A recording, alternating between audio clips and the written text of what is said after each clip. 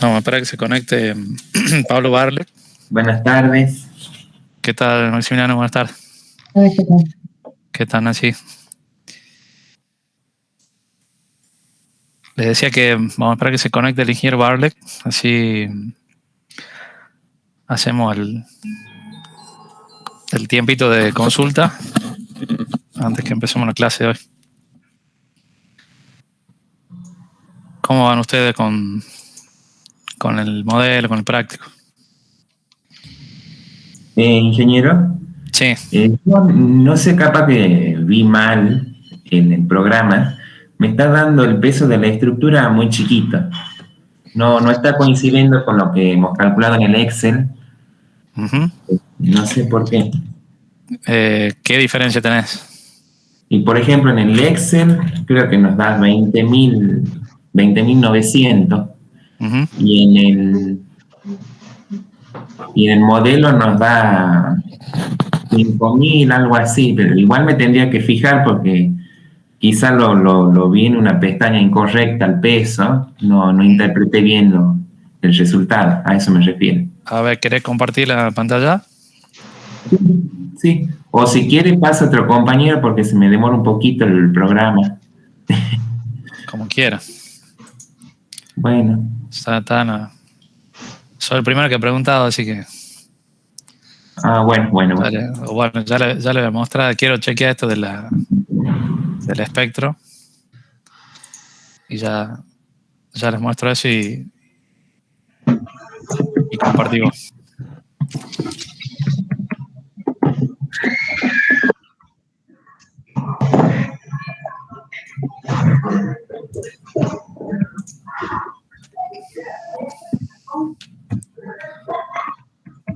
Ingeniero, con Sí. Max también quisiera unas consultas. Bueno. Después de Max. Sí, ya les muestro esto del espectro que me estaban preguntando los chicos. Y siguen ustedes. O sea, sigue Maximiliano y de ahí siguen ustedes. Bueno, muchas gracias. A ver, voy compartiendo esto.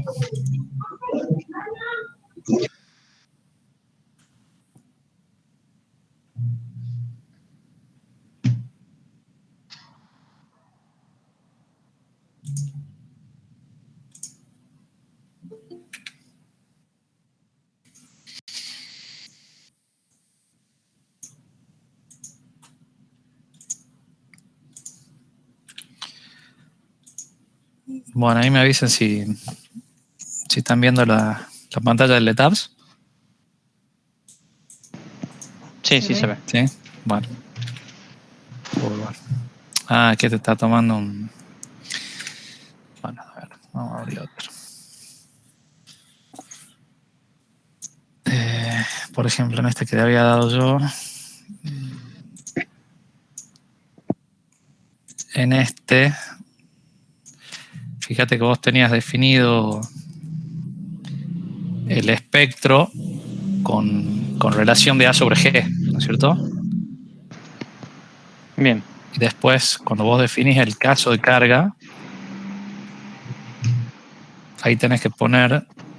Claro, ese es el factor que no sabemos, el 1,4 ese. Lo que pasa es que este estaba...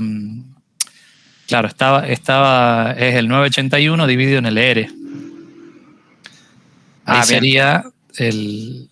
Claro, tenés que, si vos lo has cargado el espectro elástico, digamos, del reglamento, lo tendrías que multiplicar por G y dividirlo en R.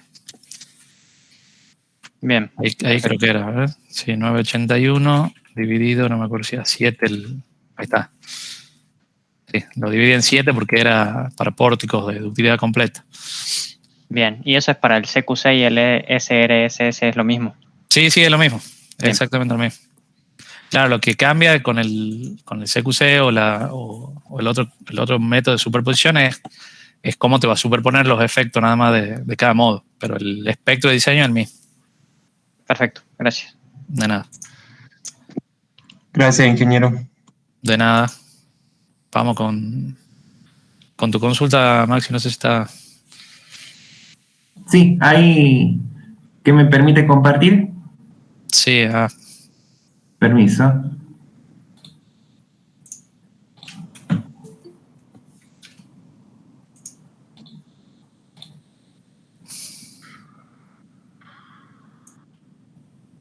se está viendo o no todavía? Sí, ahí sí, ahí se ve. Bien. Yo para ver bueno, la primera inquietud que teníamos era acerca de los periodos que nos daban muy grandes. Ahora ya nos da el del orden de nuestros compañeros. De caso ¿Cuál era el error? ¿El módulo de elasticidad? No, resulta que una de las dimensiones nosotros lo hemos puesto en pulgadas, creyendo que estábamos en metros, y resulta que no era así, en las dimensiones de las columnas. Entonces, bueno, corregimos eso y ahora nos da para el periodo en X 0,58 segundos. Y en Y 0,9601. Que más o menos está en el orden que dijo nuestro compañero. Está bien. Ahora para el peso. Sí. Sí. Para controlar el peso. Sí, yo decía display, show tables, análisis resultado. No, era reacciones ahí. Lo marcaba y después creo que iba aquí y era solamente las cargas permanentes, ¿verdad? Buenas tardes. Sí. Hola, ingeniero, ¿qué tal? ¿Cómo está? Todo bien. O sea, tenías solamente que seleccionar esto, ¿verdad, ingeniero? Si vos pones ahí, te va a dar únicamente el peso propio. A ver, si no les has agregado otras cargas en ese estado, solamente te va a dar el peso de los elementos que vos tenés modelado. Ajá. No sé con qué los 20.000, eso que me decías que te salía en la planilla. Sí. ¿Qué es? ¿Peso propio de qué? Sería también la sobrecarga, o sea, el peso de las vigas, columnas y las sobrecargas también, con el factor de 0,50. Bueno, entonces no vas a poder compararlo, digamos. O comparar los pesos propios, ajá, por un lado, que sería el estado de carga DED que vos tenés ahí, y el otro que dice DED adicional o D adicional, ese que tenés ahí. Sí. Me imagino que en ese estado es donde vos has cargado la carga de muros y las cargas adicionales en losa y eso, me imagino que lo has cargado ahí. Sí, la cargué en D adicional, las de muro, Bien, bueno, entonces deberías pedirle que te dé las 3. Las reacciones para esos 3 y después vas a tener que sumarlo, digamos, así como lo has sumado en la planilla. O sea, el 100% de las cargas permanentes más el 50% de la sobrecarga. A ver. Porque ahí al final en la tabla me dice también los resultados, no sé qué significa esto, la suma de todos. Es la suma, claro. Entonces la sería... suma. Entonces vos pedirle por separado cada uno de los estados de carga. Ajá. Y ahí fíjate la suma cuando te da. ¿O no? No, ahí está la suma de cada uno. No, está bien. Ahí tiene está la suma de los... Ojo que eso está en libra. Sí, fíjate las unidades. Siempre me pasa lo mismo. Por eso es el error.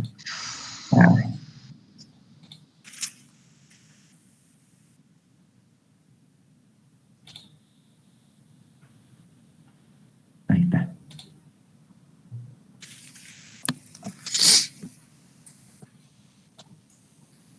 Entonces, teóricamente, me tiene que dar... Ahí tenés 14.542 más... ¿cuál es el otro de 4.131? Sí, y el L 0,5 de eso. O sea, bien, ahora lo calculo.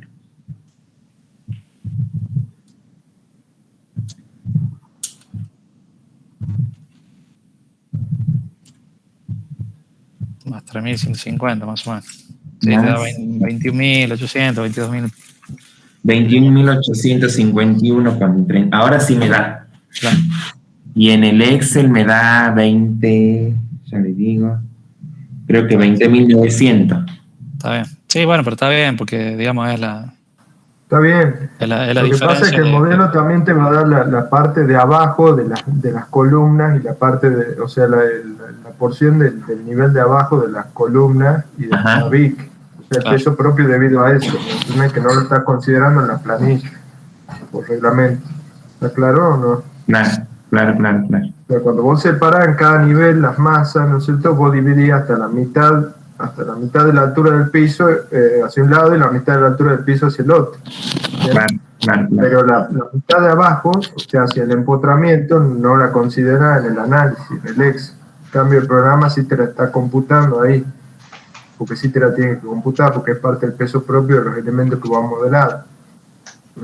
Entonces, exactamente igual no te van a dar, pero te van a dar en el mismo rango, o sea, te van a dar, la diferencia va a ser menos del 5%, digamos. Claro. Pero está bien. Están valores en el orden. Bien. Y por último, acá ya yendo al Excel, nosotros le queremos preguntar si estos valores van en valor absoluto cuando calculamos la regularidad torsional en la dirección Y. Siempre en valor absoluto, ¿verdad? Estos números. ¿Cuál es? El desplazamiento en el nudo 1, nudo 2, nudo 3, y aquí le ponemos la configuración nosotros. Te deberían dar en el mismo signo, entiendo. No, decir que en el programa te sale. Tomás solo en un extremo, o sea, en el lado izquierdo y en el lado derecho. No analicé los 4 nodos, digamos. O sea, o tomás el nudo 1 o tomás el nudo 2 por un lado, digamos, y después en el otro tomás el nudo 3 o el nudo 4. ¿De qué estamos hablando? ¿Del sismo en X ahí? Sismo en X, ¿no es cierto? Claro, la dirección X y bueno, la dirección supongamos que estoy analizando el sismo en X. Volver a la figura esa previa. ¿Bien? Esto la borro. Si vos te fijas en el modelo, el desplazamiento en X del nudo 1 tiene que ser igual al desplazamiento en X del nudo 4. Claro. ¿Bien? Y el desplazamiento en X del nodo 2 es igual al desplazamiento en X del nodo 3. ¿Bien? Entonces vos lo que tenés que comparar es nudo 1 o nudo 4 con nudo 2 o nudo 3. ¿Bien? Y el sismo en la dirección Y va a ser nudo 1 o nudo 2 contra nudo 3 o nudo 4. ¿Me entendés? Es un lado contra el otro. Claro. Así se toma. Claro, ahora entiendo. Bien. Entonces tengo que corregir eso. Sí, ahí como es un diafragma rígido, podés tomar cualquiera de los dos lados de ese diafragma. Comparar los desplazamientos a los extremos de cualquiera de los dos lados. Y puede ser que sea 1 en la dirección Y, o sea, el delta BK sobre el delta DMK, que me da 1 en todos los pisos. En la dirección Y, sí. Con el sismo en Y, tiene que ser, ¿no? Claro, sí, con el sismo en Y.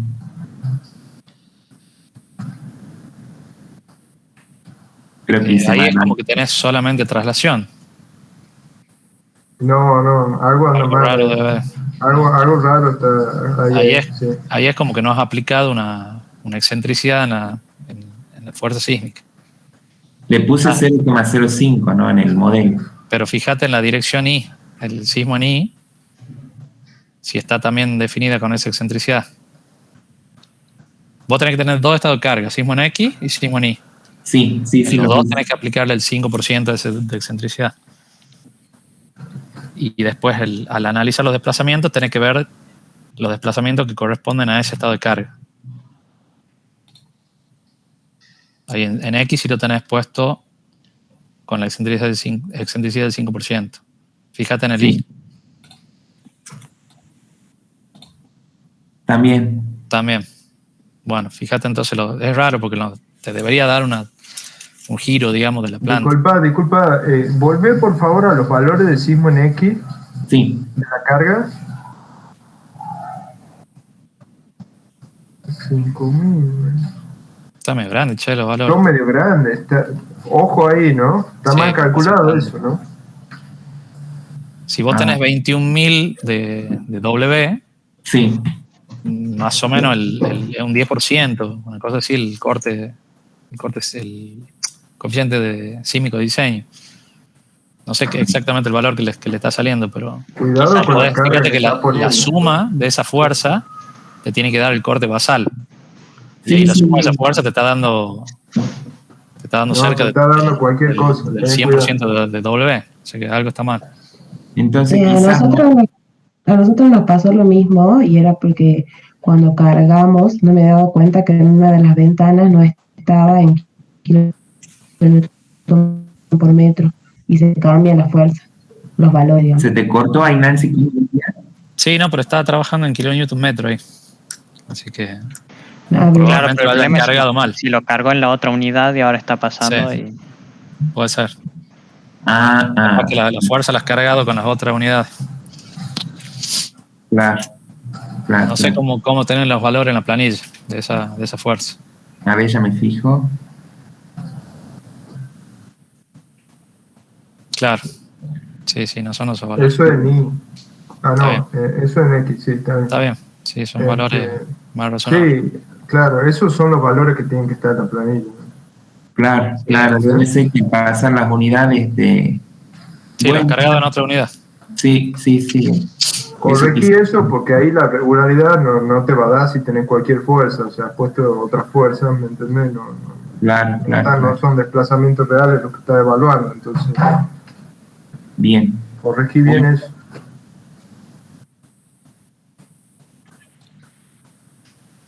Bueno, muchas gracias, ¿no? De nada.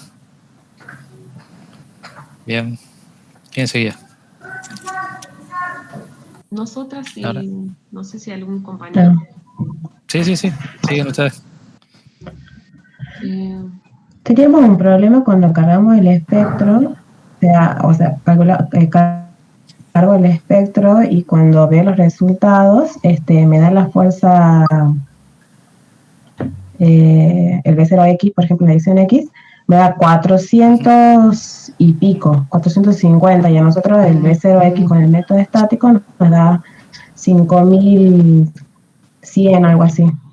No sé si está bien o... Fíjate si lo has que no escalado al espectro.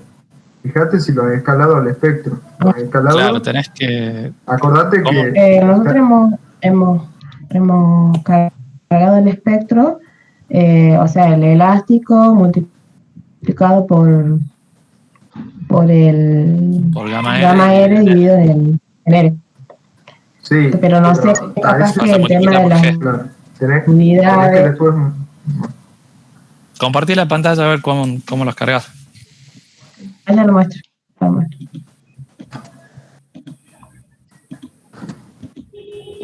Si hace falta, comparto el Excel. Ahí. Sí, ahí se ve. ¿Se está viendo? Sí. Acá era. Acá está el espectro. Bien. A ver el valor que tenés ahí en el plafón, ¿cuánto es? Acá me da 0,2. Sí. 0,3. 0,24. Bien. Sí. Ese ya está dividido entonces en el... Sí, multiplicado por el gamma cargado R. Y reducido, digamos. Claro. Por gamma R sobre R. Sí. Entonces lo tenés que, después cuando definís el caso de carga, ahí en el factor tendrías que poner 981. Acá. Sí, fíjate las unidades. Cuidado con las unidades, sí. Ahí bien. están.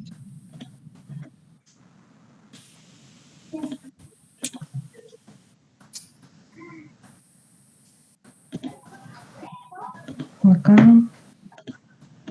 Ahí está.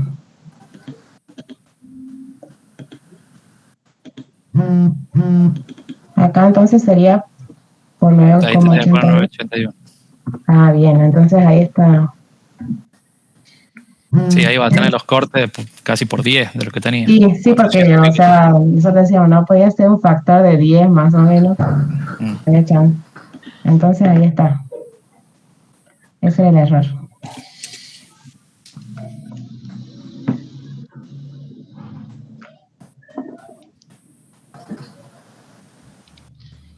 Yo tengo una pregunta, ingeniero, también, que por ejemplo cuando hacemos el espectro, el periodo en I nos da mayor que el periodo límite.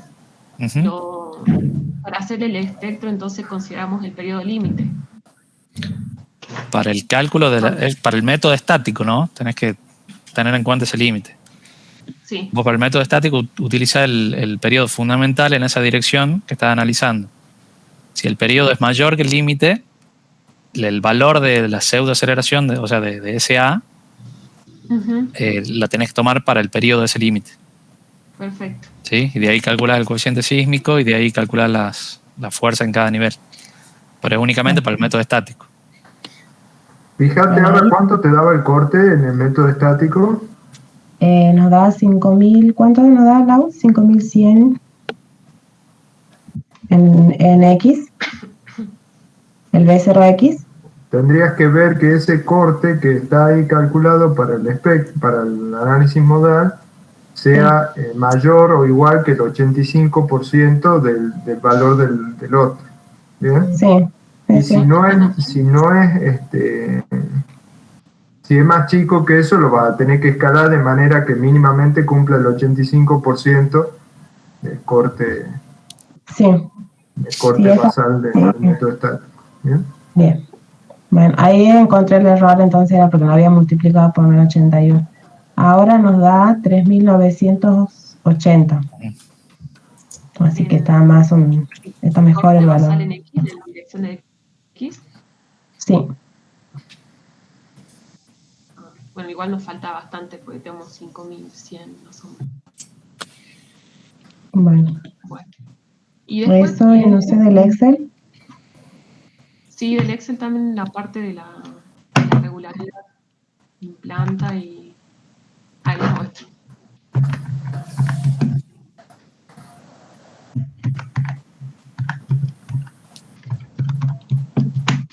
Sí, un poquito.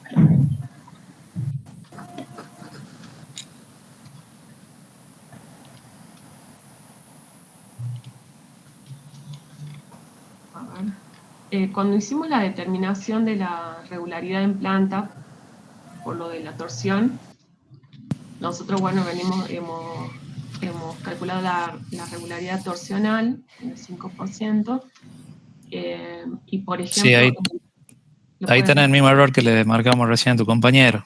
Sí, nos dimos de cuenta tomaba. mientras armábamos las planillas de que no hacía falta que hagamos todo lo nuevo, pero bueno, ya lo habíamos hecho así. Bien. Pero ya lo corregimos también. Bien.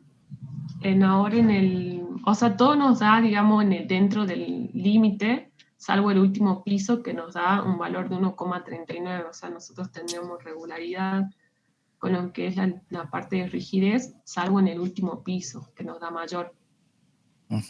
Y, a ver, claro, en lo que sería, decimos, la dirección de yield, si nos da todo, digamos, la misma regularidad, o sea, tenemos una regularidad menor que 1,2. Y en la dirección de X sería el único valor que nos está ahí como que entra en el otro rango, en la intermedia. la parte de irregularidad media.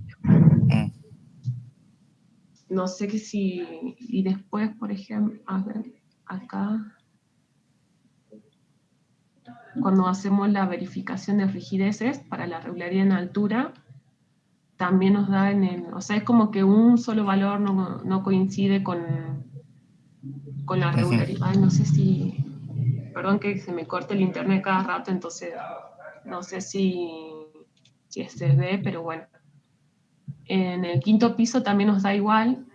Y después queríamos preguntar si hace falta que hagamos la regularidad de la resistencia lateral. No sé si de eso tendríamos que sacar los cortes del programa y verificar esto que sea mayor o igual que 0,8. Sí, son los cortes sísmicos, digamos. Sí. Y acá, cuando hacemos la distorsión horizontal por piso, tenemos que tiene que ser menor que 0,01 de acuerdo a nuestra condición que hemos elegido el grupo A, y bueno, la condición D, que son elementos estructurales que pueden ser dañados por la deformación de la estructura. Entonces, no sabemos cómo tenemos que hacer en este caso cuando no nos verifica, no sé cómo procedemos. He dicho que adopten la condición ND. la ND. Ah, bien. Ya. Entonces ahora sí. Sí verifica, entonces. Se verifica. Solucionada. No sabemos qué hacer. Bueno, A muchas ver, gracias. ustedes Sí, tienen Ana. que tener idea. La condición D es cuando no requieren que haya daño no estructural. Por ejemplo, eso es importante en lugares que tengan equipos de, por ejemplo, equipos de salud o equipos de maquinaria que sea importante para que siga funcionando el edificio, digamos. En esos casos es importante que se cumpla la condición D, ¿bien? Pero si no, si es simplemente mampostería o cosas tipo muebles o ese tipo de cosas, puede ser la condición ND, ¿está claro? O sea, ténganlo en cuenta así, si tienen una obra importante, como quiere decir una comisaría, sí pónganle la condición D. Ahora, para este No se caso, aflojan los barrotes. claro, acá se moverán todas las computadoras que hay adentro, y el restaurante, digamos, pero no pasa nada. ¿Sí? Bien. Bueno. Porque eso Bien. creo que... En el caso, perdón, en el caso que no verifique, aún tomando ND, por ejemplo, ahí lo que tendría que hacer es rediseñar ya la estructura. Claro, aumentar secciones de viga, aumentar secciones de columna y aumentar secciones de tabique. ¿Está claro? Perfecto, Bien. muchas gracias. Y en la parte de las distorsiones, con lo mismo. También, claro. No, lo que teníamos arriba, que no verificaba. Parte, acá decís en la parte de la regularidad en planta y... Regularidad en planta. Acá. Sí, siempre que vos aumentes la rigidez te va a disminuir los desplazamientos. Entonces ahí te va... Entonces acá nosotros tenemos que modificar aumentando alguna sección o algo así. No, no sé. O porque no. No sé por qué en ese piso... Sí, no sabemos. Ya hemos controlado, pero... Revisen bien, es normal que en algún piso les dé un valor un poco más alto que en otro, digamos, que se salte un poco de lo que es la condición de regularidad. ¿Bien? O sea, pero en el promedio entre todos los niveles, fíjense que esté dentro de lo admisible. Claro. Bien. Sí, ahí estarían en regularidad baja, digamos. Sí, Revisen bien corrigiendo los nudo 1, nodo 2, esas cosas, porque no son en definitiva dos nodos, por eso que tienen que considerar. Para que no se confundan con los valores que están tomando. Bueno. Perfecto. Gracias. Gracias, ingeniero. Y pónganle las unidades ahí que están trabajando también, de desplazamiento. Bien. Okay. Sí. Dejo de compartir. Muchas gracias. Bien, de nada. Bueno, no sé si hay alguien más con consulta.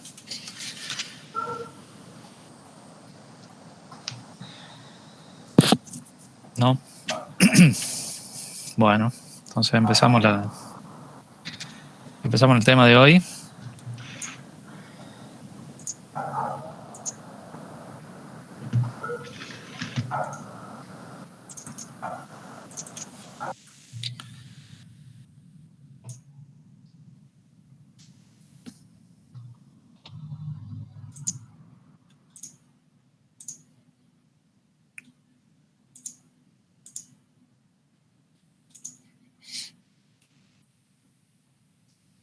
Bueno, ahí les comparto la pantalla, la presentación de la clase.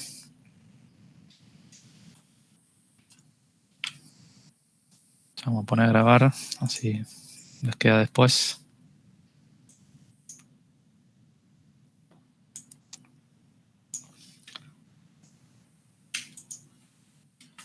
Ahí estamos. Bueno, me avisan si se ve la presentación. Sí, se ve, ingeniero. Bueno, gracias. Bueno, hoy vamos a continuar con lo que veníamos viendo, que es el diseño por capacidad de pórticos de hormigón armado. Estamos viendo un ejemplo de ductilidad completa, ¿sí? Un pórtico con ductilidad completa. Y la clase pasada, la semana pasada, mejor dicho, hemos visto todo lo que era el diseño de vigas, diseño de armadura longitudinal, transversal.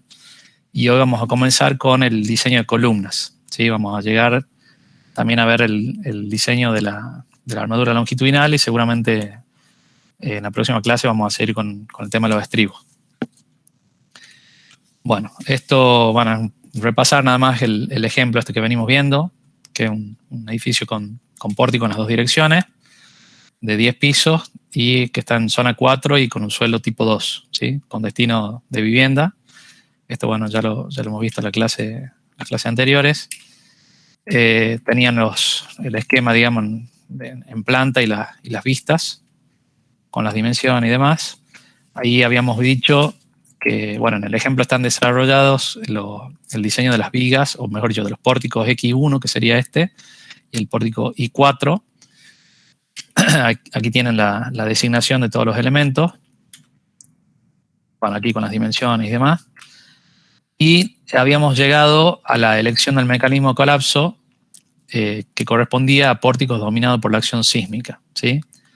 Eso, ¿se acuerdan cómo habíamos hecho la elección de ese mecanismo? ¿En base a qué criterios, digamos?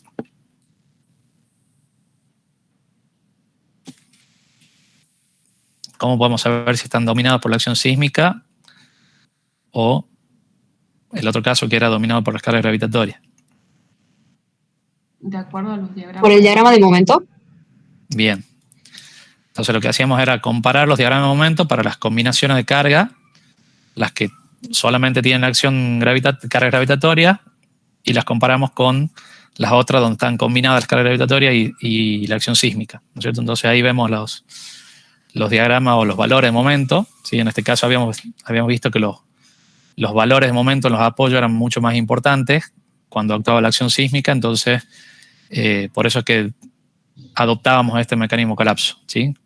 Donde suponemos que se van a producir las rótulas en los extremos de vigas y en la base de la columna del primer nivel, ¿sí? de la planta baja. Eso lo habíamos adoptado a ese criterio para las dos direcciones, ¿sí? Bien, entonces, para comenzar con lo que es el diseño de columnas, aquí en el ejemplo van a ver que está desarrollado el cálculo para la columna, esta C3, que es la que intersecta justamente estos dos pórticos, el X1 y el Y4. Y como hemos dicho recién, para el mecanismo colapso únicamente tenemos una rótula plástica en la base de la columna, ¿sí? Acá tenemos un poquito ampliado lo que es esa columna con las vigas, con la numeración que tienen, tanto en el pórtico X1 como en el pórtico Y4, ¿sí? Entonces, bueno, vamos a ver todo lo que veamos ahora a continuación, se va a referir en el ejemplo a esta columna.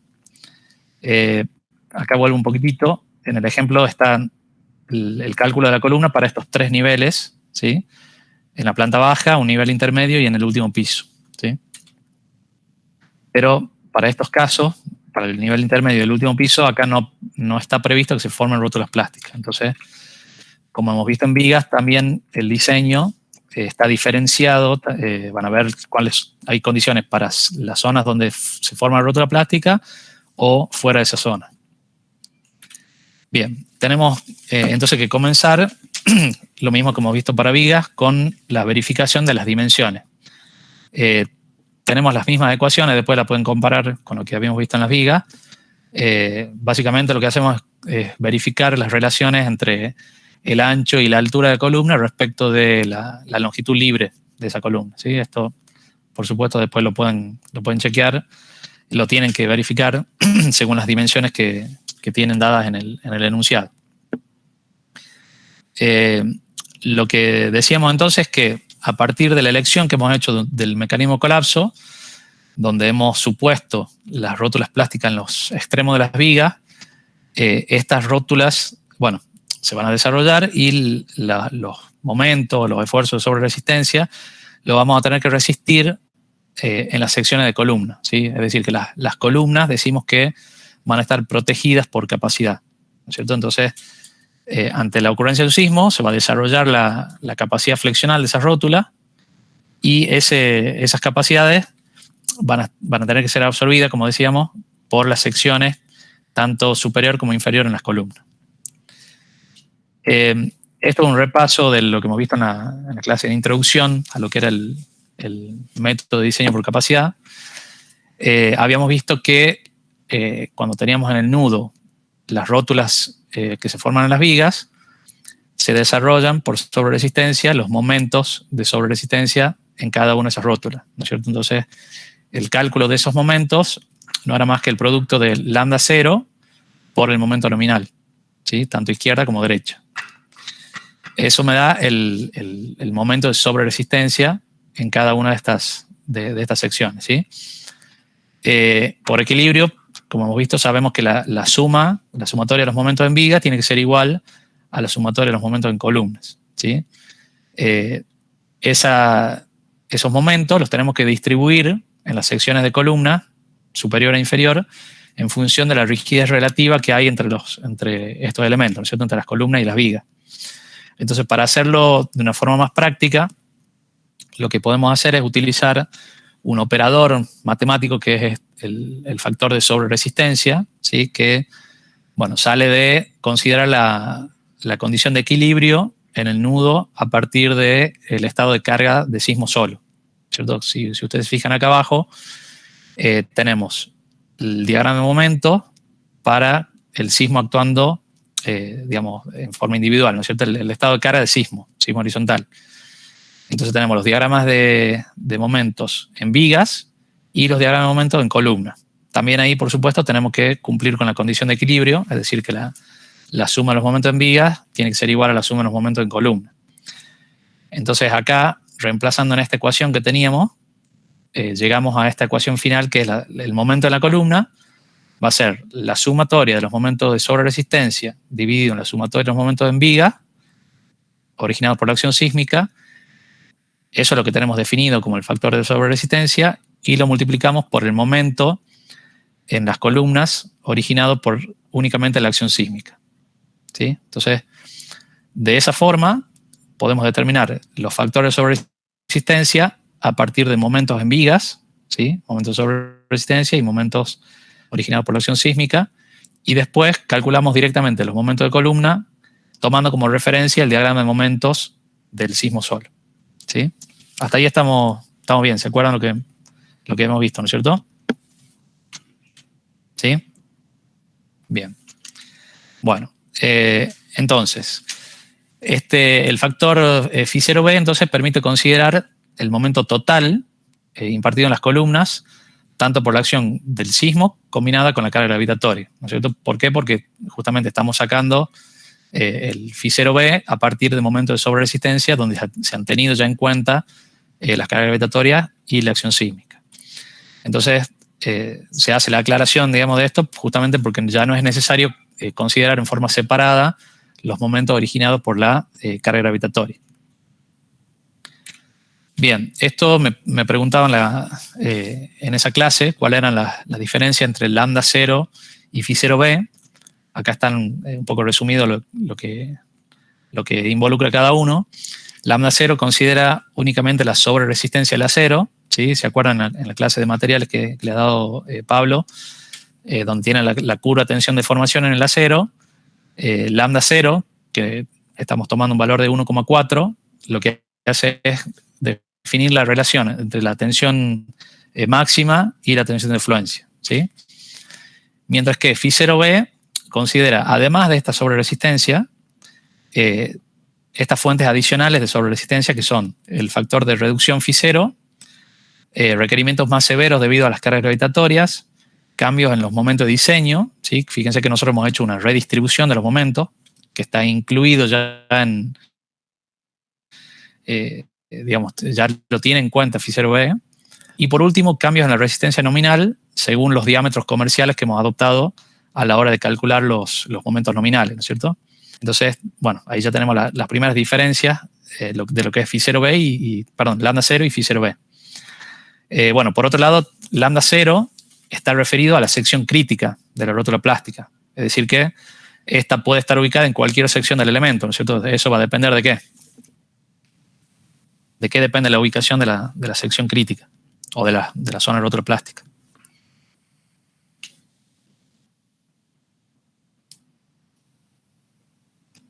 A ver.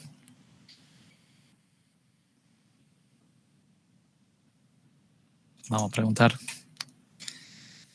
Con nombre y apellido, a ver. Mamaní, Jesús Mamaní.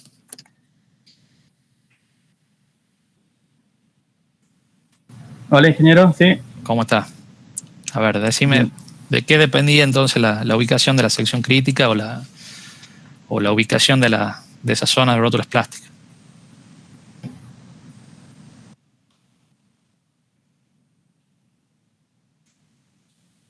No recuerdo bien. Ah, mira vos. Hemos hecho un repaso. Acá vamos a hacer un repaso. Sí.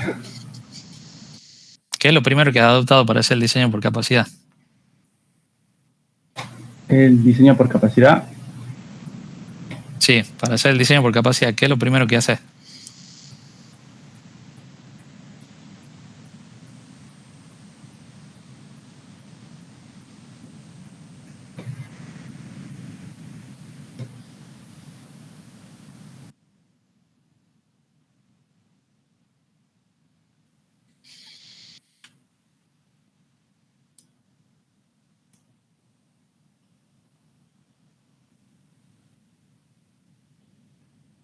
¿Está conectado o no? Sí, la verdad que no recuerdo bien. Bueno, a ver si empieza a leer, ¿no? Porque no, manda así, Jesús. Tiene que seguir la clase. Lo ideal es que vaya leyendo así, vaya entendiendo lo que se va a medida que vayamos avanzando. A ver.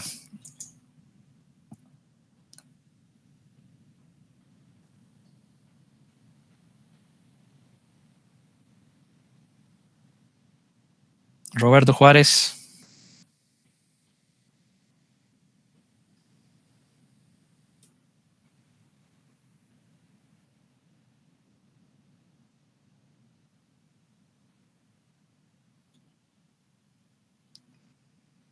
Roberto Juárez.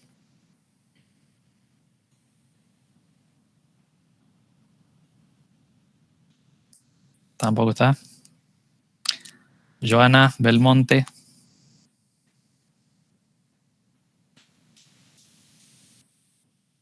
¿Cómo estás, Joana? ¿Te acuerdas vos cuál era el primer paso del método de diseño por capacidad?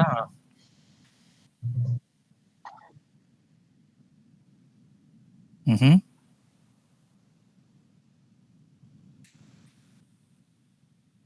Bien.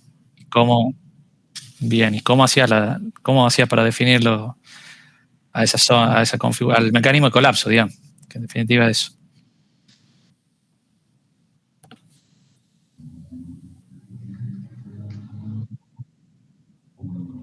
Hay que ver en Bueno. qué Va a si depender. domina la carga gravitatoria o la del chisme.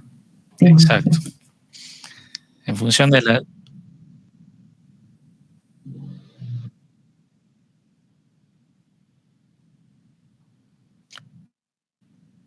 Ese es uno de los mecanismos de colapso que es deseable, digamos.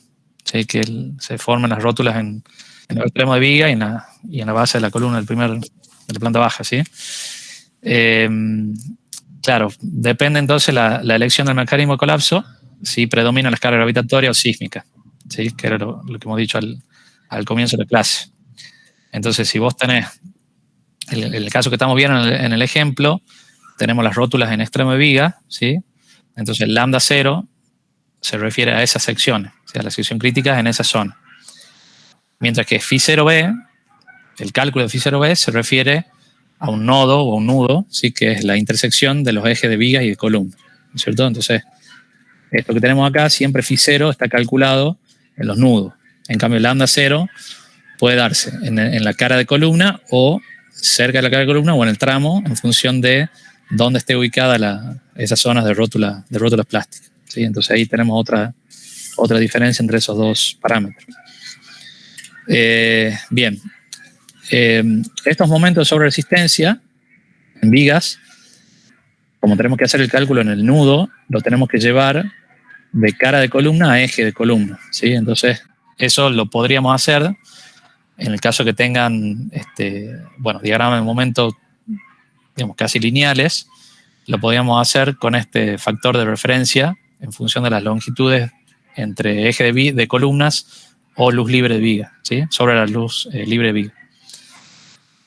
Si no tienen ese caso de esa predominancia de los momentos sísmicos, bueno, ya lo tienen que hacer al cálculo más exacto, digamos, para pasar los momentos de cara de columna a eje columna, ¿sí? Bien, ¿cuál es la relación? Esto es importante, ¿cuál es la relación entre el lambda 0 y phi0b? Vamos a tomar un caso, digamos, un caso ideal, que es un tabique emboladizo, en el cual podemos despreciar el efecto de la carga axial, ¿sí? Y sabemos que la sección crítica, bueno, coincide con el nodo, ¿no es cierto?, en la base del tabique. Si nosotros hacemos el análisis de phi0, phi0, acuérdense que era la relación de los momentos sobre resistencia dividido en los momentos sísmicos. Entonces, tenemos el momento sobre resistencia, va a ser lambda 0 por el momento nominal. Esto va a estar dividido en el momento sísmico, que es ME. El momento nominal va a ser el momento requerido dividido en phi, ¿no es cierto? El momento requerido es ME dividido en phi. Entonces ahí podríamos simplificar los momentos sísmicos originados por la acción sísmica, ¿sí? Y me queda que phi0 es lambda 0 dividido en phi. Es 1,4 dividido en 0,9, que es el factor de resistencia en flexión, y eso me da un valor de 1,56. Este es el valor que ustedes van a ver en el reglamento, que toma como valor límite, ¿sí? ¿Por qué? Porque si phi0 en el cálculo que ustedes hagan es igual a 1,56, quiere decir que la resistencia suministrada es igual a la requerida por el sismo. Si es menor, quiere decir que la resistencia que ustedes están suministrando a la estructura es menor que la requerida por sismo. Y si es mayor, por supuesto, estamos suministrando una mayor resistencia que la demanda sísmica. Bueno, esto, digamos, es lo que pasa en este tabique emboladizo. ¿Qué pasa cuando analizamos el pórtico? Phi0 puede ser menor a 1,56 en alguno de los nodos de ese piso, ¿sí? Supongamos que estamos analizando esta viga, una viga del segundo nivel.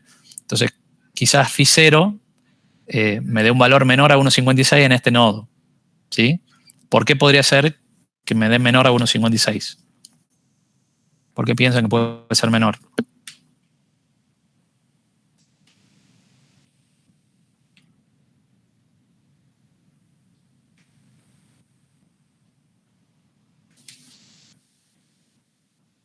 Fíjense cómo el cálculo de phi0.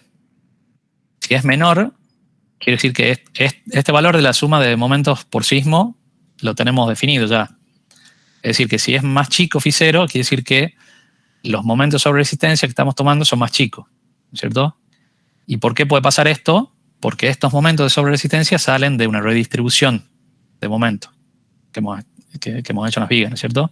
Entonces, es probable que en uno de los nodos nosotros hayamos disminuido esos valores de momento, entonces la relación con los momentos sísmicos me dé menor a 1,56.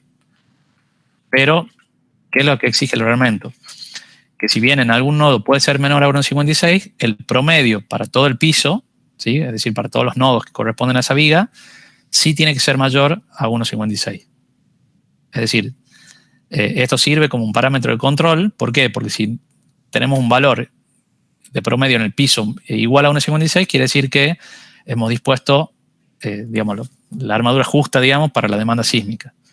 Si tenemos un promedio menor a 1,56, quiere decir que hay algún error. En algún punto, en alguna viga estamos poniendo menor armadura de la que tiene que ser. Y si si es mucho mayor a 1,56, también me está indicando que estamos poniendo, armadura de más, ¿sí? Digamos, en exceso. Entonces, también nos sirve para controlar en qué nodo estamos poniendo armadura de más. Hay algún error quizás en el cálculo de momentos o en la elección de las armaduras. ¿Se entiende eso? Bien. Bueno, entonces acá vamos a ver cómo se calcula ese... Sí. Lo ideal es que lo supere, pero levemente, digamos. Exacto. Va a ser siempre próximo a 1,56, digamos, por arriba de 1,56, pero no demasiado. Siempre hablando del promedio en el piso. Bueno, bien, vamos a ver en el ejemplo cómo es el cálculo de Phi0b, por ejemplo, en este nudo que estamos analizando. Supongamos que estamos haciendo el cálculo de Phi0 para el pórtico X1, ¿sí? Entonces tenemos los diagramas de momento de sobreresistencia. Esto, por supuesto, corresponde a una combinación que estamos analizando, ¿no es cierto? Entonces, fíjese que son los valores de momento de sobreresistencia en el eje de la columna, ¿sí? Entonces tenemos por los momentos a izquierda y los momentos a derecha.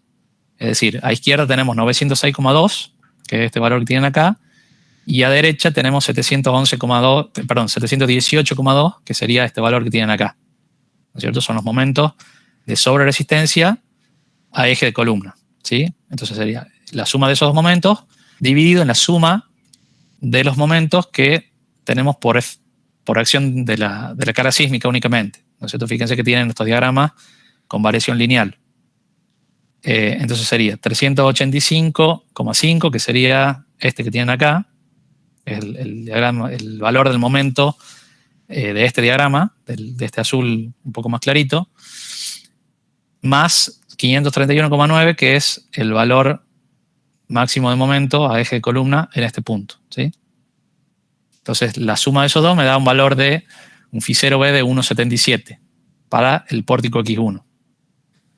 Si hacemos el mismo análisis en la otra dirección, para el pórtico I4, ahí vamos a tener un solo momento, ¿sí? Un solo valor de momento para la combinación de los momentos de sobreresistencia, ¿no es cierto? Entonces, solamente tenemos el valor de 720,9, que es el que tienen acá, dividido en 467,8, que es el valor de momento por sismo solo.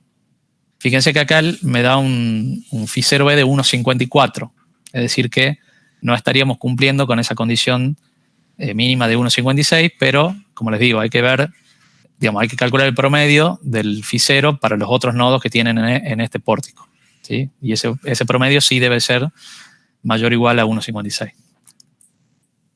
Bueno, esta es otra planilla que tienen ahí en el ejemplo.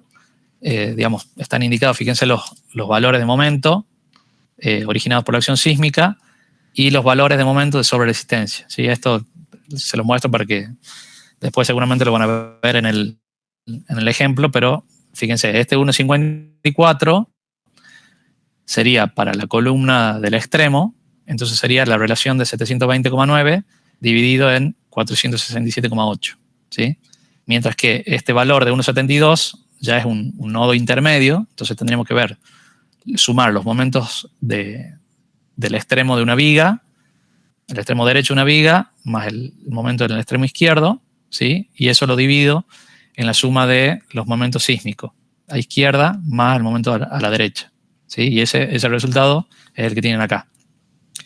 Bueno, ahí calculan los Phi0 para todos los nodos de esa línea de viga y calculan el promedio, que en este caso les da un valor de 1,86. Es decir, que estamos verificando que es mayor a 1,56, que es el valor requerido por reglamento. Como les digo, esto se hace para las combinaciones más desfavorables que ya veníamos manejando en el diseño de viga, ¿sí? Acá, bueno, les muestro las planillas para dos combinaciones. También están ahí la verificación del valor promedio. Y, bueno, ¿cómo vamos a calcular entonces los momentos en columna a partir de los momentos o de los factores de sobreresistencia?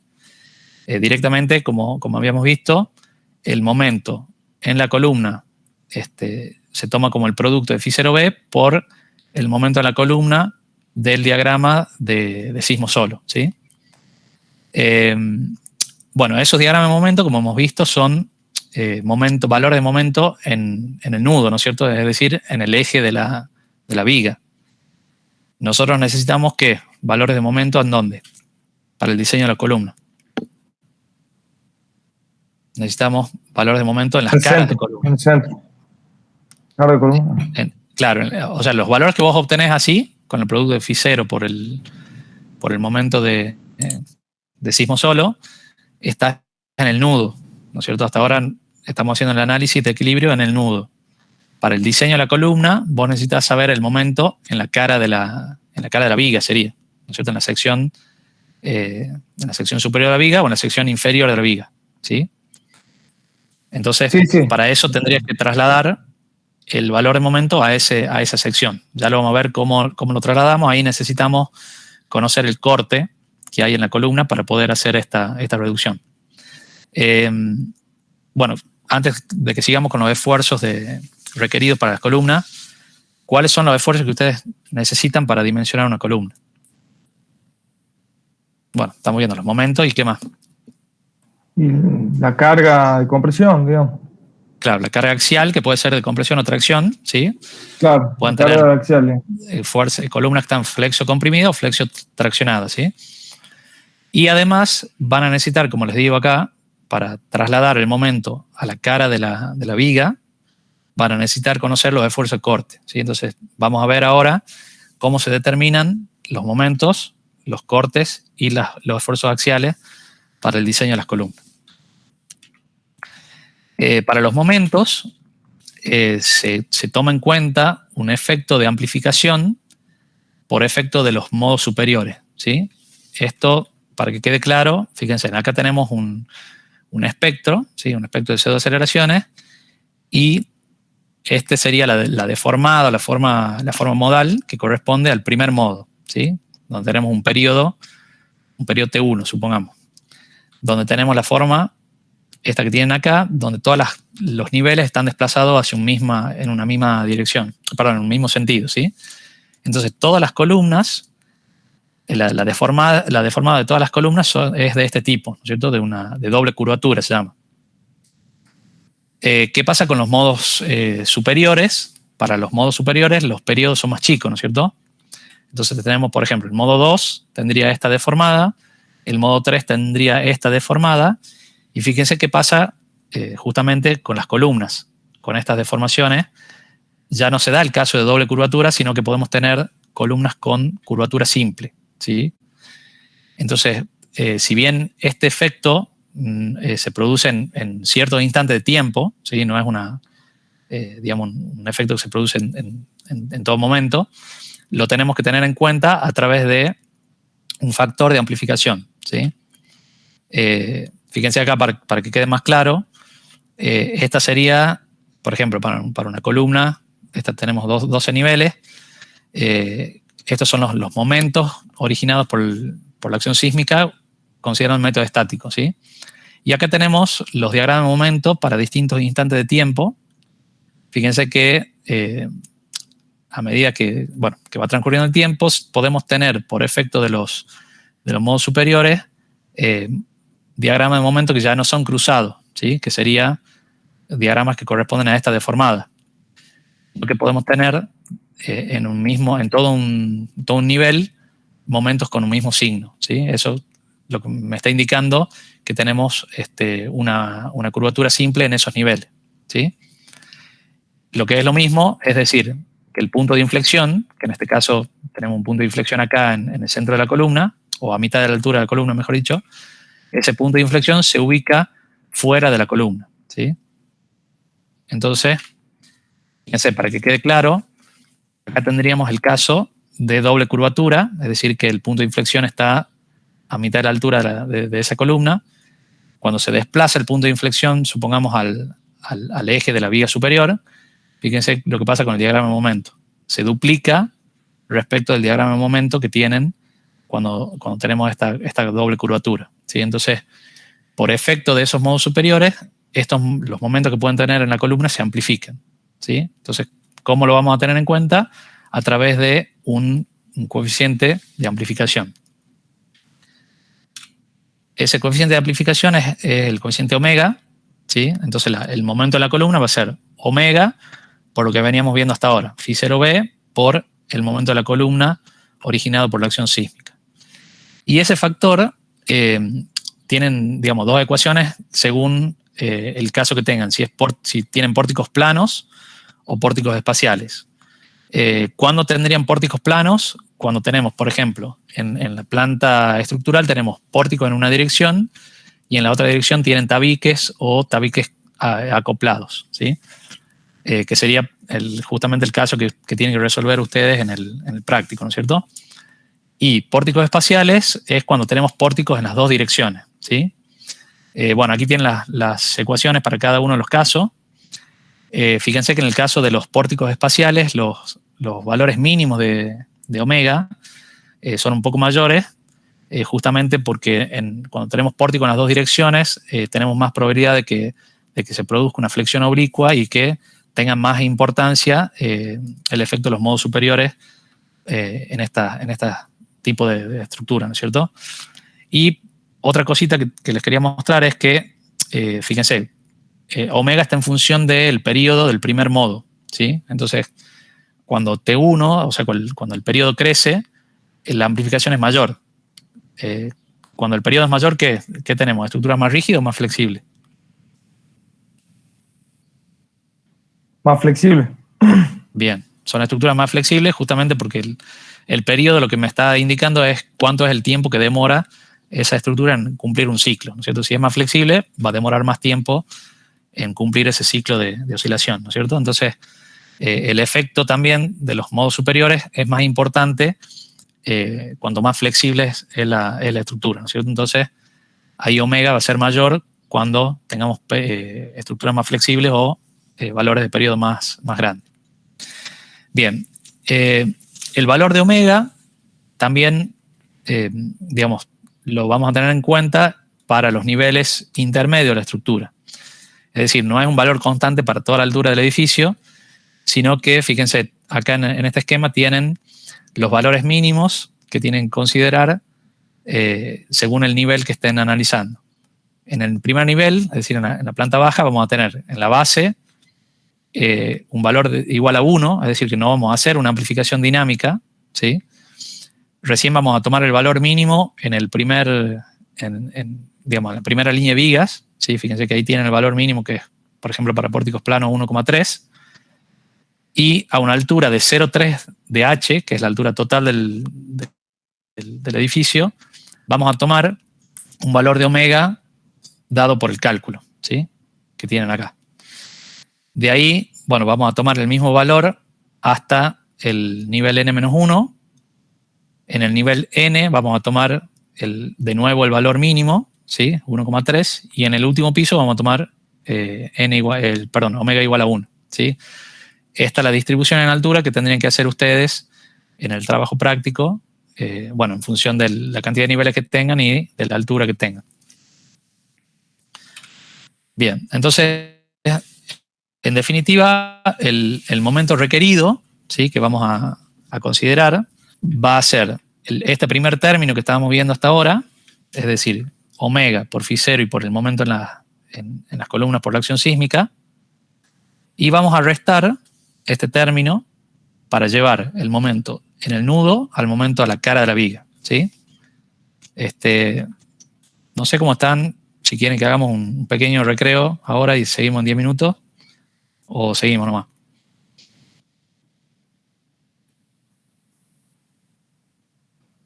¿Cómo están?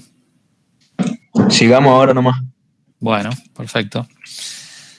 Bien, entonces el momento requerido va a salir de esa diferencia, ¿sí? Del momento que tenían en el eje de la viga, y le restamos lo que sería el momento originado por el corte en esta sección, ¿no es cierto? Fíjense que tienen.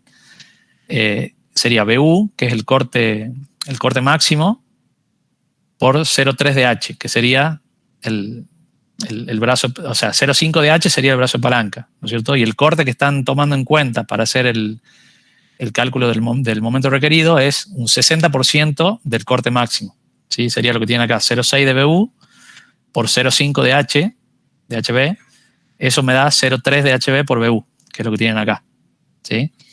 ¿Por qué? Porque estamos considerando que estamos tomando un 60% del corte máximo simultáneamente con el momento máximo, ¿no es cierto? Entonces de ahí sale esta expresión que tienen acá para calcular el momento requerido siempre en las columnas donde no se prevén las rótulas plásticas, ¿sí? El valor del corte requerido si tienen pórticos planos, se calculan con esta ecuación, 1,3 de φ0 por el corte originado por el sismo. Y si tienen pórticos espaciales, cambia este factor, ahora es 1,6 de φ0 por el corte sísmico, ¿sí? Y cuando analicen lo que pasa en el primer nivel, ¿sí? En la planta baja, el corte lo pueden obtener directamente como la suma de los momentos en la base y en el capitel dividido en la altura de esa columna. Esto es válido para ambos casos, ¿sí? Para pórticos planos, pórticos espaciales. Para la sección de la base de la columna de planta baja, donde ustedes han supuesto la formación de la rotura plástica, ahí directamente el momento requerido va a salir ¿de qué? De las combinaciones de los estados de carga, ¿sí? Y obviamente para el cálculo del momento de diseño van a tener que tener en cuenta el factor de reducción de resistencia que corresponda, que vale ¿cuánto? Para flexión. ¿Cuánto vale phi para flexión? 0,90, ¿no? Claro, 0,9. Bien. Bueno, ¿qué pasa en las columnas donde sí se prevén las roturas plásticas? Con los esfuerzos de corte, fíjense que se calculan, como hemos visto, como la suma de los momentos de sobreresistencia dividido en la longitud de la columna, ¿sí? Eso es cuando tenemos rótulas plásticas en ambos extremos de la columna. Si tenemos rótulas plásticas en un solo extremo, que es como el caso que estamos viendo, aquí vamos a sumar el momento en el capitel más el momento de sobreresistencia en la base, y eso lo vamos a dividir en la altura de la columna, ¿sí?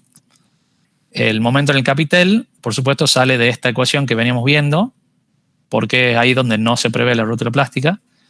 Y el momento de sobreresistencia en la base, para el cálculo tenemos que tener en cuenta esta ecuación, ¿sí? Donde ahí fíjense que actúa ya, o tenemos en cuenta el nivel de carga axial que existe en esa sección, ¿sí?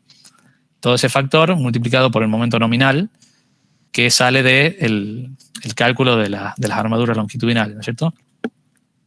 Y en todos los casos tenemos que verificar que el corte sea mayor a 1,7 del corte originado por la acción sísmica. Bien. Se puede hacer, esto les aclaro acá que es opcional, una reducción de ese momento, ¿sí? Cuando el esfuerzo de compresión no sea muy importante, es decir, sea menor al 10% de la resistencia a compresión máxima de la sección. Fíjense que podemos hacer una reducción de esos momentos aplicando este factor de reducción RM, ¿sí? Esto es opcional, les aclaro, digamos, pero bueno, si es que lo requieren hacer en el práctico, no. Pero, como les digo, depende del nivel de carga axial que tengan, ¿sí? Si es para tracción o compresión. Aquí va a estar en función también del factor omega, que era el de amplificación dinámica. Entonces, bueno, en función de la carga axial y del factor omega, ahí, bueno, pueden determinar un factor de reducción de los valores de momento, ¿sí? Bueno, para el ejemplo, cómo se calcularía el factor omega, ¿sí? En el ejemplo tienen un periodo de 1,14, tenían pórticos espaciales justamente porque tienen pórtico en las dos direcciones, entonces el factor omega vale 1,65, ¿sí? Entonces, bueno, tendrían que hacer una interpolación, si quieren calcular este factor de reducción, tendrían que hacer una interpolación acá entre 1,60 y 1,70, ¿sí? Siempre, bueno, viendo en qué nivel de carga axial nos encontramos, ¿sí? Si tracción o compresión. En el caso que tengan valores de omega diferentes, ¿sí? Acá en el ejemplo los valores de omega son iguales en las dos direcciones porque se trabaja con el mismo periodo, ¿sí? Por eso que van a ver que en el ejemplo tienen el mismo valor de omega para las dos direcciones. Bien, y lo que les decía, este valor de omega se tiene que analizar, digamos, va a variar en la altura, por lo que les estaba explicando anteriormente. Se toma un valor de 1,1 en la base, el valor mínimo en la primera línea de vigas, y a 0,3 de H se toma el valor omega que ustedes han calculado, ¿sí? Y de ahí, uniforme, hasta el penúltimo nivel. fíjense que ahí vale 1,65. En esta línea de viga se toma 1,50, que es el valor mínimo de nuevo, y en el extremo superior se toma 1,1, y de esa forma cierran esta variación de omega en la altura del edificio. Bueno, estos diagramas que tienen acá, o estos esquemas, son los que están en el ejemplo y están bastante buenos porque es como un resumen de todo el procedimiento de cálculo de los cortes y momentos requeridos para las columnas. Fíjense que tienen, bueno, acá en el primer esquema tienen calculado los valores de Phi0 en cada uno de esos niveles, ¿sí? Acá tienen indicados los diagramas, perdón, los valores de momento y de corte originados por la acción sísmica sola. Acá tenemos un esquema donde están la distribución de omega en la altura, ¿sí? Están acá, bueno, indicados en rojo los que corresponden a estos niveles que estamos analizando. Entonces, a partir de eso podríamos calcular este primer término que tienen acá, Phi0b por omega por el momento en la columna originado por la acción sísmica, que son los valores que tienen en este diagrama, ¿sí? Después, ¿qué necesitamos para el segundo término? Necesitamos determinar el corte BU, ¿no es cierto? Entonces, el corte BU para pórticos espaciales tiene esta ecuación. Es 1,6 de Phi0b, que ya lo tenemos acá, por el corte originado por la acción sísmica, que lo tenemos acá. Entonces ahí calcularíamos los cortes requeridos máximos en cada uno de estos tramos de columna. Ya tenemos BU, entonces podemos calcular este segundo término, ¿sí? 0,3 de HB por BU. Bueno, esto es lo que tienen indicado acá. Y en el último paso, fíjense que ya tienen, bueno, el cálculo de este término menos este término, ¿sí? Que es lo que tienen acá. Acá, este último esquema está mal. En realidad, el momento ya no sería en el eje de la viga, sino que sería en la cara inferior de la viga, ¿no es cierto? Porque justamente eso es lo que hemos hecho al restar este término de momento. Hemos pasado el momento en eje de viga al momento en la cara de la viga, ¿sí? Eso para que lo tengan en cuenta. Y el momento, fíjense, esta ecuación, como hemos dicho, es válida para las zonas que están protegidas por capacidad, es decir, en donde no se van a formar las rótulas plásticas. Entonces, en la base de la columna de la planta baja, donde sí hemos previsto una rótula plástica, ahí directamente MU va a salir de las combinaciones de carga, ¿sí? O sea, de los momentos que ustedes calculen directamente en el modelo. Bueno, acá les tienen el esquema para el pórtico en I, y este sería los mismos esquemas, pero para lo que pasa en el pórtico en X, ¿sí? Con los valores de Phi0, con los momentos y cortes de la acción sísmica, con los factores omega, y bueno, y aquí cómo están los cálculos de cada uno de estos términos.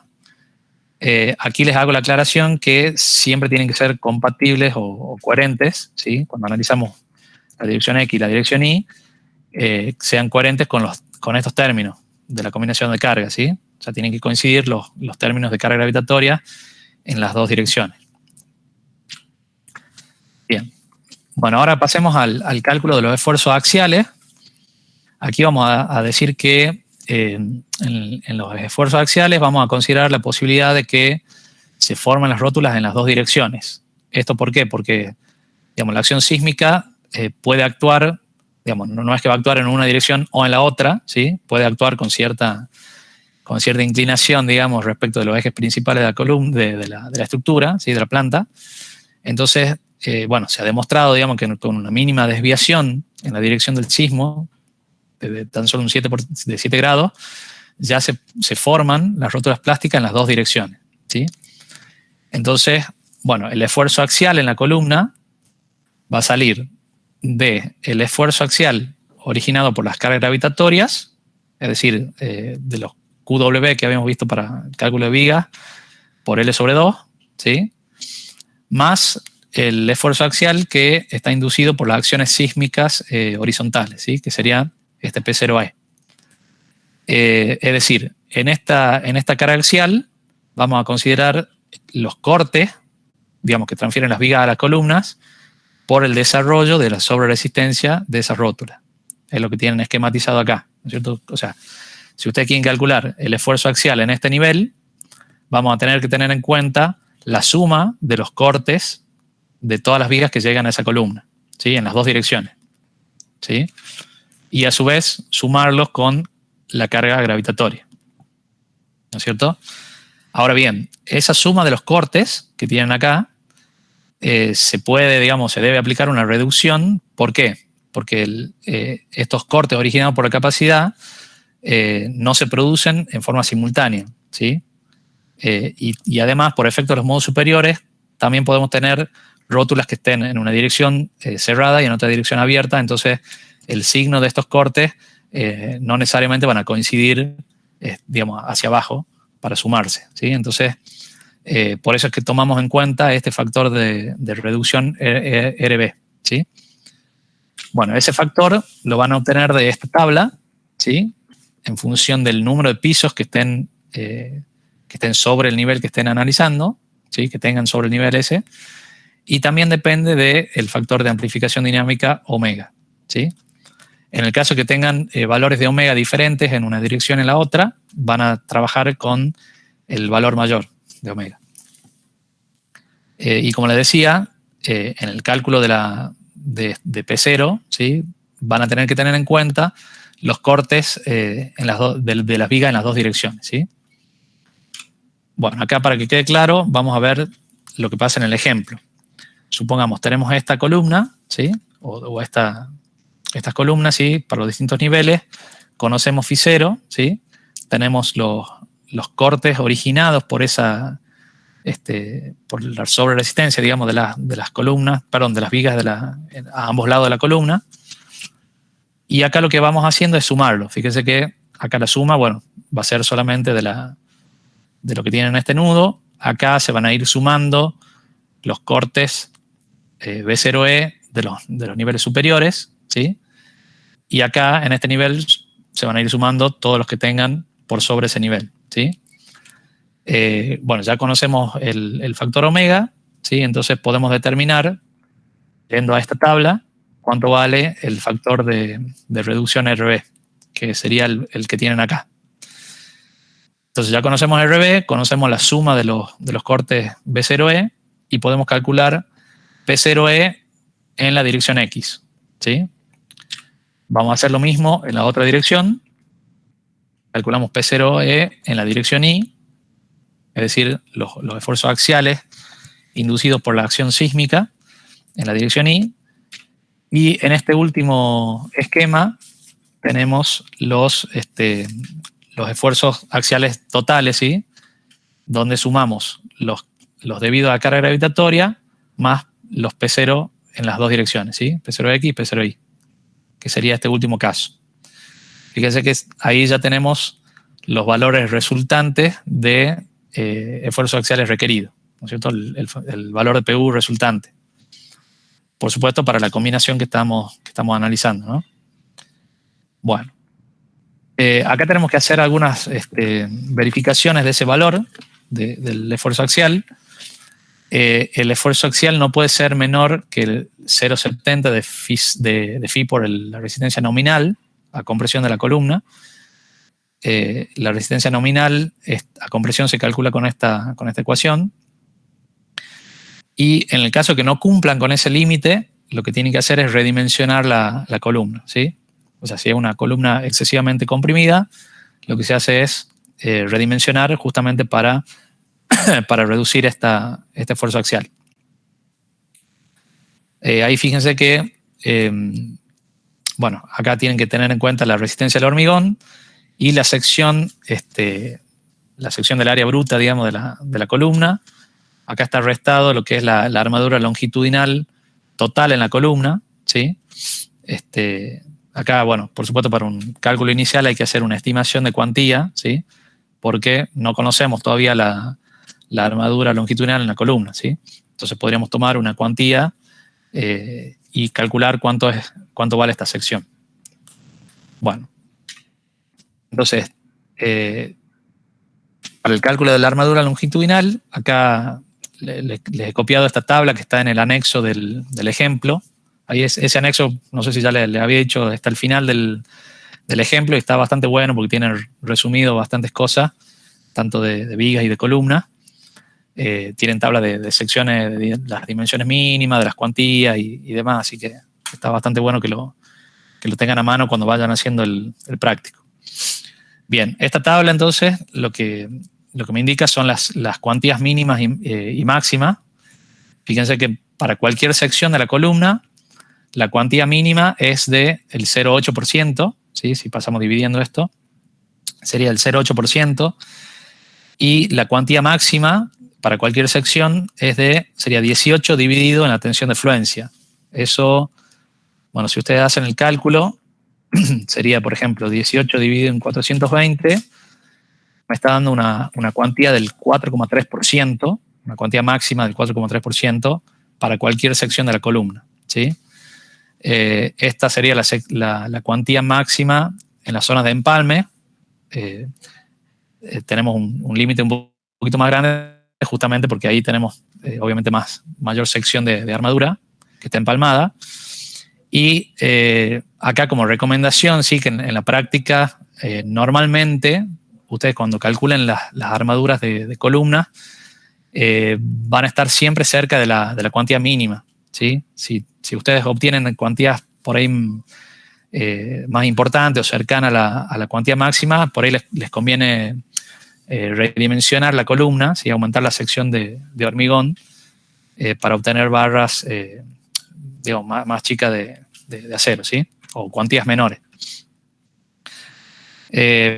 Bueno, esta otra condición también que le exige el reglamento es que el diámetro de la barra longitudinal menor, o el menor diámetro de barra, sea por lo menos mayor o igual a 2/3 del mayor diámetro que tengan, ¿sí? Esto es para que más o menos manejen diámetros similares en las armaduras longitudinales. Es decir, no combinen barra del 10 con barra del 20, ¿sí? Vayan combinando barra del 12 con 16 o 16 con 20 y así. Bueno, vamos a ver qué pasa entonces con los esfuerzos en el ejemplo. Fíjense acá tienen, bueno, el cálculo de la sección de las armaduras longitudinales en la sección de la base, ¿sí? Donde hemos dicho que tenemos la rótula plástica. Fíjense, cuando hacen el análisis en la dirección Y, es decir, en la dirección de este pórtico, tenemos que la condición más desfavorable es para esta combinación de carga, donde está pidiendo una cuantía del 1%, es decir, que exige o requiere una sección de 5.625 milímetros cuadrados de armadura longitudinal. Esto es armadura longitudinal, digamos, total en toda la sección de la columna. Creo que ustedes ya han trabajado con los diagramas de interacción, ¿no es cierto?, para el cálculo de las columnas. ¿Sí? ¿En hormigón 1? Sí, en hormigón 1, ingeniero. Bien, bueno, van a usar exactamente los mismos diagramas, ¿sí? Solo que, bueno, aquí están calculados los esfuerzos axiales normalizados y los momentos normalizados, ¿sí? Eso de la misma forma que venían trabajando. Aquí fíjense que en la sección de la base, como hemos dicho que el momento sale de las combinaciones de carga, acá tenemos este valor, ¿sí? Y el factor phi, al tratarse de una zona de rótula plástica, vale 0,9, ¿sí? Ahora veamos lo que pasa en la sección del capitel de esa misma columna. En esa sección, ahí fíjense que ya los valores de los momentos requeridos salen de todo el análisis que hemos visto al principio de la clase. Y el factor phi ahora vale 1, ¿sí? ¿Se acuerdan que fuera de la zona de rótulas plásticas tomamos un factor phi igual a 1? Bueno, ahí el procedimiento es exactamente el mismo y fíjense que el caso más desfavorable es el que tienen acá.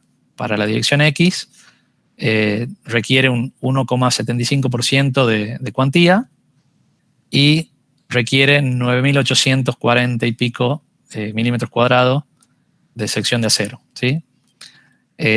Finalmente, lo que se hace es adoptar la mayor cuantía que tienen de capitel y de base de columna, ¿sí? Es decir que acá, si bien nos está pidiendo más armadura en la parte en la sección del capitel, justamente por toda esa distribución de momento y pasarle la sobreresistencia de los momentos de sobreresistencia a las columnas, el momento en esa sección es mayor, entonces por eso es que nos está, digamos, exigiendo más armadura. Y lo que hacemos es directamente adoptar esa armadura mayor para las dos zonas, ¿sí? Es decir, para este caso estamos adoptando 20 barras del 25, ¿sí? Que, bueno, son 9.820 milímetros cuadrados. Aquí, bueno, está admitiendo en el ejemplo un pequeño margen ahí de respecto del valor que está requerido, ¿sí? Un poquitito menos, ¿sí? Pero estamos trabajando con esa cuantía que tienen acá en la planilla. Para el ¿cómo vamos a disponer estas 20 barras del 25? Lo ideal es distribuir estas barras, digamos, en todo el perímetro, por supuesto, ¿sí? Pero colocar una mayor cantidad de barras en todos los lados, ¿sí? Es decir, si tienen la posibilidad de adoptar menos barras de mayor diámetro, no es conveniente, ¿sí? ¿Por qué? Porque tienen estos arcos, ¿se acuerdan cuando han visto el tema de confinamiento del hormigón? Al adoptar menos armaduras longitudinales, vamos a tener menor confinamiento en el núcleo del hormigón, ¿sí? Es decir, cuando tomamos mayor cantidad de barras, estos arcos son más chiquitos, entonces tenemos un mayor confinamiento, ¿sí? Entonces eso es lo que se recomienda, que al adoptar las armaduras, tomemos más barras de menores diámetros. ¿Sí? ¿Se entiende eso? Bien. Bueno, si les parece, vamos a llegar hasta acá, ¿sí? Porque creo que ya lo otro ya es cómo definir las zonas de rótulas plásticas y el cálculo de las armaduras de estribo. Pero bueno, no los quiero marear demasiado con esto, así que vamos a cortar acá. Y bueno, en la clase de mañana ya seguimos con el dimensionado de estribo, ¿sí? No sé si hay alguna duda de esto. ¿No? Bueno. Bien, entonces, bueno, seguimos entonces la clase mañana. No sé si alguien tiene alguna duda del práctico, del modelo, de los que han entrado después. ¿Tampoco? Bueno. Bueno, entonces ya nos vemos mañana. Vamos a parar el video.